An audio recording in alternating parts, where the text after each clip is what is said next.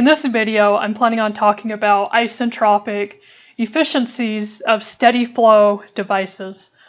So isentropic efficiencies, these are sometimes also called adiabatic efficiencies. And so when we think of an efficiency, so these are a little bit different from thermodynamic efficiencies that we've looked at earlier. So for instance, like the thermal efficiency has to do with how much heat needs to be added for how much work can be done. The efficiencies that we've talked about so far have had to do with work and heat relationships. Isentropic efficiencies are a little bit different. So what isentropic efficiencies compare, I'll just write this. So isentropic efficiencies compare ideal work to actual work. So the ideal work is, so we've already learned how to calculate ideal work, but this would be the minimum work that might be associated with like a pump or a compressor. Like how much work do you need to supply? What's the minimum amount of work that you can supply to a pump or a compressor to do what you need to do? Or what's the maximum amount of work associated with a turbine? This ideal work is the min work associated with a pump or compressor, and it's the max work associated with a turbine.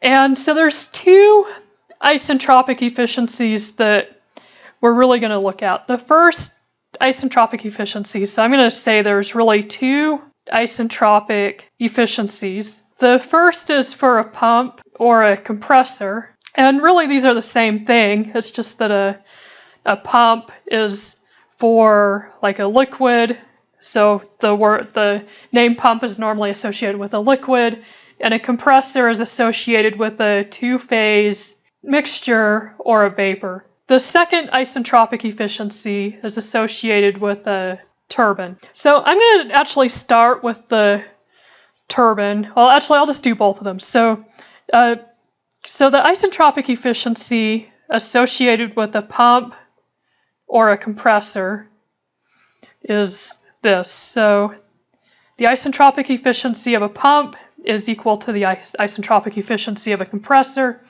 And this is equal to the ideal work over the actual work. So this can be written as the ideal work. So this S is for isentropic. So the ideal work, so this just means it's isentropic.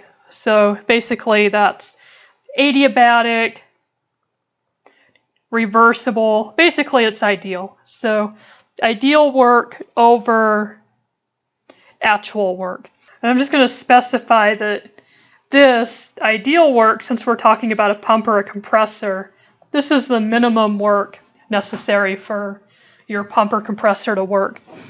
And then for a turbine, the isentropic efficiency of a turbine is equal to the actual work over the ideal work.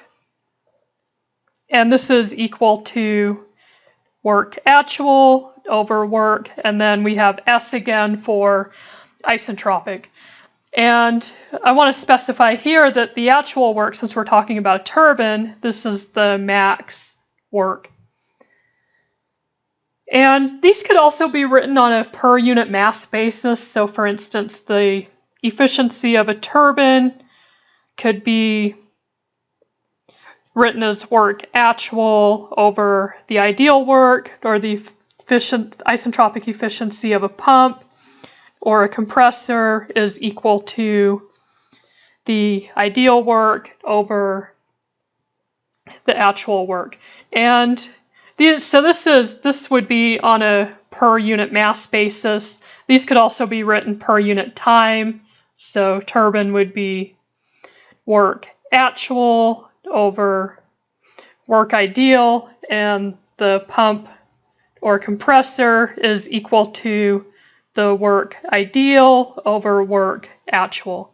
one thing I want to point out is that all of these efficiencies are going to be less than 100%. So an ideal device, so I'm just going to say that these efficiencies are less than 100%. So an ideal device would have an efficiency equal to 100%. We want to know how can we use these efficiencies to calculate, say, what is our actual work like?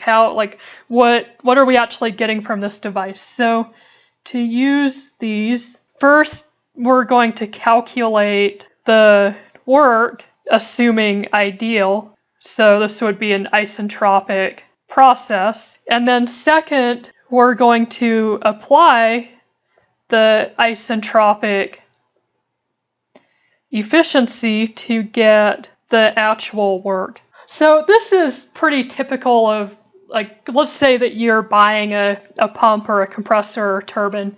When you buy that pump, compressor, or turbine, you'll typically be given a curve that has isentropic efficiencies for all of your possible operating points.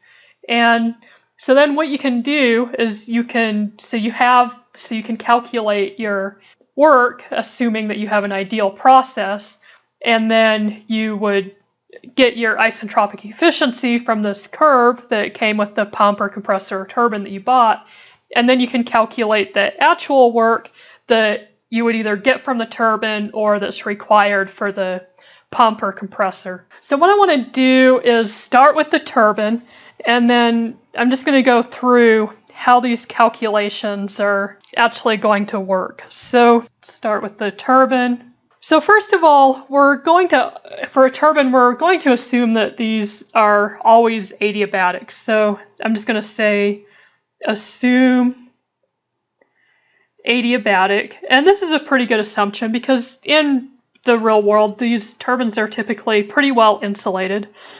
We're going to assume no significant velocity changes. So assume no significant velocity changes. And so basically we're going to assume that the change in kinetic energy is approximately 0. We're going to assume that the change in potential energy is 0. So then if we do all of that, if we apply the first law for a single stream steady flow device to a turbine, then let's write this down. So first law for a single stream steady flow device, and I'll just write out the entire thing so you can see where this comes from, but we have Q minus W is equal to delta H plus delta KE plus delta PE. So this is the first law for a single stream steady flow device. And then we just said for a turbine, we're going to assume that the change in kinetic and potential energy are 0, and we're also going to assume that it's adiabatic. So we basically end up with that the work is equal to H2 minus H1. So just to illustrate this on a TS diagram, here's our temperature and our entropy, and I'm just going to draw a couple constant pressure lines. So let's say this is constant pressure, and this is our second constant pressure line. So this is going to be P high. So this is the pressure that the fluid enters the turbine. So the fluid enters turbine at high pressure. And then this is P low. So the fluid exits the turbine at low pressure. And I'm going to say this is state 1 here. And so then what we want to do is figure out, okay, well, where's state 2? So if we assume that this is an isentropic device, so in other words, if we assume that we have an ideal turbine, it's isentropic, then we know that entropy isn't going to change, and so then state 2 is going to be directly below state 1. So it's just going to go from the high pressure to the low pressure, and the entropy isn't going to change. So this is the ideal isentropic case. But I'm going to say 2s just to specify that. But we know that really in real life there's always going to be some losses, so it's not really going to be ideal.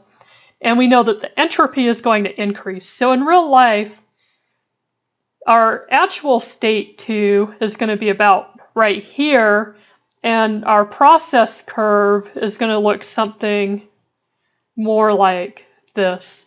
So that's what is actually going to happen. I'm going to specify that this is the actual case. What we can do is we can solve our work equation, because like I said, if we go back up here, what we're doing is coming up with an equation for our efficiency. So we have that the efficiency of the turbine is equal to the actual work over the ideal work. So what we're doing is we're solving the first law equation to get an equation for our ideal work and an equation for our actual work, and then we can write an equation for that efficiency. The work, and I'm going to multiply through the negative sign, so this is really going to be h1 minus h2. So then we can start by writing an equation for the actual work. So the work actual is equal to h1 minus h2a. So that's this point right here, so the actual work. And then for the ideal work, and remember I'm using S just to specify that this is isentropic, it's still starting at the same point, so we're still starting here, but we're ending here. So for the ideal work, we have h1 minus h2s.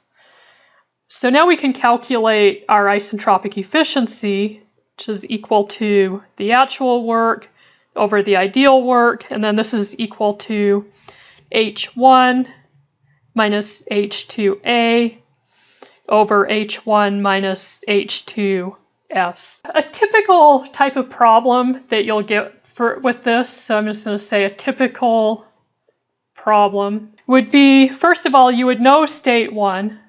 So we know where we start, like we know the pressure, say maybe we know the pressure and temperature that the fluid is going into the turbine. So I'm just going to specify. So we know the pressure, maybe the temperature of fluid coming out of boiler and into the turbine. So we typically know state 1. We usually know one property at state 2. So usually know one property at state 2. And usually this is the pressure. So usually P2. And so this would be like, you can measure the pressure of the fluid coming out of the turbine. So you'll typically know that. And so what you would do, what we're interested in doing with this problem is figuring out actual work. So from this, process that we would follow to solve this problem is, first of all, at state 1, you would look up H1 and S1, so the enthalpy and the entropy at state 1, and then at state 2, we know that, so if we're assuming that this is isentropic, then we know that S2 is equal to S1, so this is assuming isentropic. And so then we can get H2S. And so then what we'll do is go to our isentropic efficiency for a turbine. And we know H1 because we looked it up. So this is minus H2A over H1 minus H2S. We know this, actually, no, we know this and we know this because those are the same, and we know this, and we know the isentropic efficiency. So then we can calculate this from this equation, and then we can use that to calculate the actual work, because the actual work is just equal to H1 minus H2A. So this is kind of the typical process that you'll go through to figure out what the actual work is for a turbine. Now let's talk about how to do the same thing for a pump or a compressor. So first of all, we're going to assume adiabatic. So kind of the same thing that we did for the turbine. So we're just going to assume that it's well insulated, it's adiabatic. We're going to assume that the change in kinetic energy and the change in potential energy are both zero or negligible. And then what we can do is we can write the first law for a single stream steady flow system, which is the same that we just had. So the work is equal to H2 minus H1. And what we're going to do here is, so the work is negative because we're putting it into the system for the pump or compressor. But usually we're interested in the work required to compress the fluid. So I'm just going to put that we're interested in work required to compress the fluid. What we're going to do is just take the absolute value of the work. Negative work is equal to H2 minus H1. So what I'm going to do is draw the TS diagram for this. So temperature and entropy. And here's our constant pressure lines. So this is P min. So this is I'm going to use the same convention I used before. So P low. So this is the pressure of the fluid coming into the pump. And then P high. So this is the pressure of the fluid coming out of the pump. So we start here at the low pressure. And so this would be kind of state 1, and then we know that the pressure coming out of the pump or compressor is higher. And so let's start with the isentropic case. So if it's isentropic, that means the entropy doesn't change. So it's just going to be a vertical line. So this is going to be 2s. But then we also know that in real life, the entropy is actually going to increase. The path where we're actually going to end up is right here, so that's going to be 2a, and the process path is going to look something like that. So then what we can do is we can write work equations for the actual work and the ideal work, and then we can write an equation for the isentropic efficiency for the pump or compressor. So the actual work is, so work actual is equal to H2a minus H1, and the ideal work is equal to H2s minus H1. So then we can write an efficiency is equal to the ideal work over the actual work. So this is equal to H2s minus H1 over H2a minus H1. So then a typical compressor problem, let's say typical compressor problem, is basically the same as a turbine. So same as turbine. You'll typically know the inlet state, and you'll know at least one property at the outlet state. So then what you're going to do is, so for state 1, you're going to look up H1, so the enthalpy and the entropy for the ideal process at state 1. And then for state 2, you'll typically know one property, so then you can say that, so then you can say that S2, and I'm just going to say this is S1, so S2S is equal to S1. So then from this you can look up H2S. And then what you're going to do is calculate the enthalpy from the actual process from this equation, and then you can calculate the work. So you can calculate the actual work because that's just equal to H1 minus H2 actual. So that's a typical compressor problem. It's slightly different for a pump. So I'm going to put typical pump problem. And so the reason why we're going to do things a little bit differently for a pump is because typically we don't have compressed liquid tables. So typically you won't be able to look up your data for a pump problem. So what you're going to do is use steady flow. So you're going to assume steady flow, reversible work for an incompressible fluid. And so then for a pump, this is the work is equal to, so it's equal to H2S minus H1, but then this is equal to V1 multiplied by P2 minus P1. So then what we're going to do is rewrite our efficiency equation. So the efficiency of a pump is equal to the ideal work over the actual work, and this is equal to V1 P2 minus P1 over H2A minus H1. So then a typical problem would be that you know state 1, you know at least one property from state 2. So I'm just going to say know at least one property from state 2. So then you don't need to know the entropy, you need to know the enthalpy at state 1 and the specific volume at state 1. So don't need entropy, you need H1 and V1.